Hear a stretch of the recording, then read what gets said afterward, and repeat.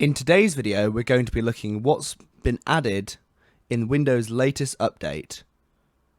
So Windows 10 updates regularly, however, in this latest update, we've been given a new feature which is on by default. And as you can see on my taskbar, it's telling me the weather for my location, news and suggested stocks, directions and similar things.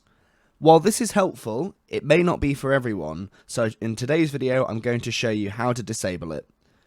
By right-clicking, going to News and Interests and clicking Turn Off, we can remove that from our taskbar entirely, and now Windows 10 looks a lot more similar to how it did prior to this update. We can also customize it so we just get the icon and we can see that it's going to be sunny weather, and once we click it, we get the rest of our news.